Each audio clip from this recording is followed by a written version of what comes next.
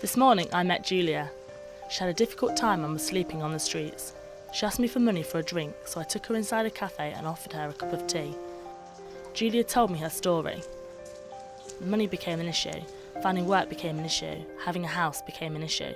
She was a product of her circumstances. She felt she had no other choice but to live on the streets.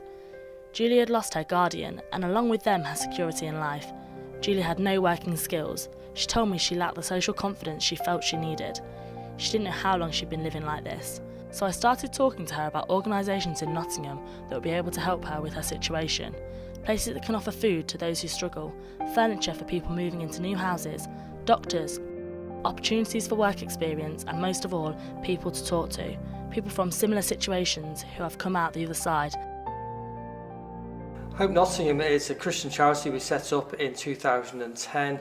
What we set out to do was enable churches of different denominations to work together and with other community groups to serve local need in local communities all around Nottingham.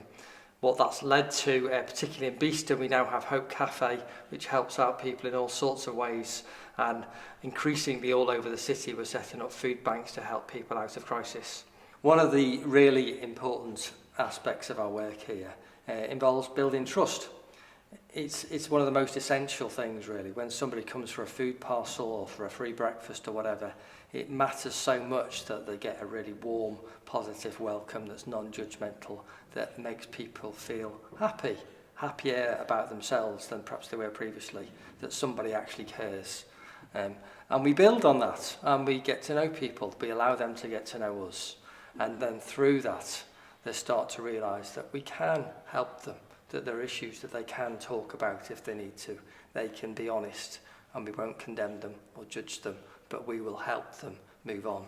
And that's one of the key parts of our work, to enable people to build up enough trust that they can allow us to work with them to rebuild their lives.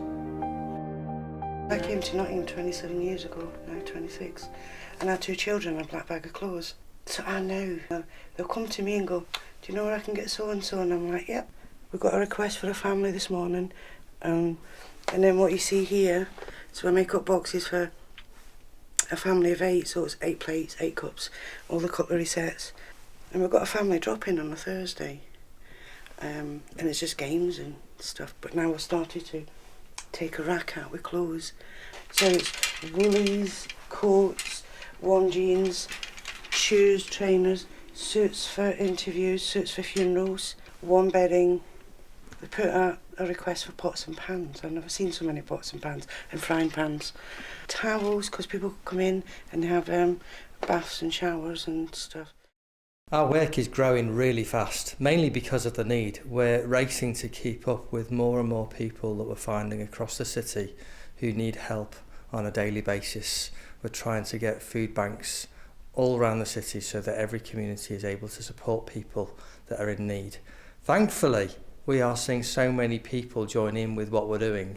Volunteers, people donating food, money, sometimes in what seems to be small ways, but every little donation of cash or a tin of soup or half an hour of time makes a massive difference. We still need more because we're encountering more and more need. We would love more people to get involved in what we're doing, so please do get in touch.